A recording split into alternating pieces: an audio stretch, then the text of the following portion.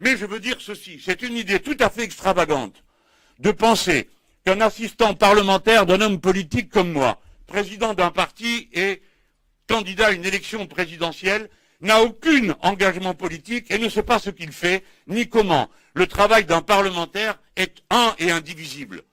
Un et indivisible. Je suis député du matin au soir, la nuit et le jour, dans tout ce que je fais, puisque d'ailleurs vous m'observez sans arrêt, et que où que ce soit, quelles que soient les circonstances, tout est mis sur le plan de la politique, vous le savez mieux que personne.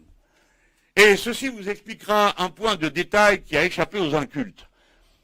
L'expression « ma personne est sacrée » est une expression dont vous trouverez l'explication dans le Littré, un dictionnaire bolchevique bien connu, dans lequel on fait référence à l'histoire profonde qui fait que les tribuns du peuple, dont je m'honore de faire partie, et les parlementaires, depuis la Première République France, sont déclarés inviolables et qu'ils bénéficient d'un certain nombre de protections.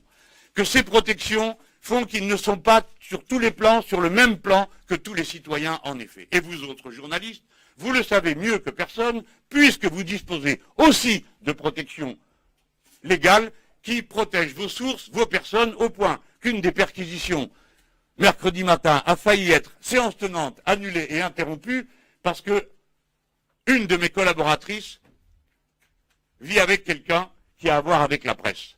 Donc vous le savez aussi bien que moi. Et c'est donc faire preuve d'une mauvaise foi que de prétendre que je prétendais me placer au-dessus de la loi. Je n'ai jamais prétendu me placer au-dessus de la loi. Aucun d'entre nous ne l'a prétendu. Nous demandons à être traités comme des justiciables ordinaires en situation comparable. Pourquoi suis-je perquisitionné à 7 heures du matin, ainsi que tous mes anciens assistants, alors qu'aucune des 16 autres personnes dénoncées par Madame Montel ne l'a été, ni même interrogée? Madame Montel a dénoncé 17 personnes. Il en reste 16 qui doivent donc s'attendre à tout moment à voir surgir des policiers armés dans leur domicile, 7 heures du matin, j'en suis sûr, puisque la loi est la même pour tout le monde, paraît-il, et que personne n'est au-dessus de l'application de la loi. J'interroge ceux dont c'est le métier d'interroger. Pourquoi se fait-il que moi, et moi seul, mes équipes, subissent un traitement pareil?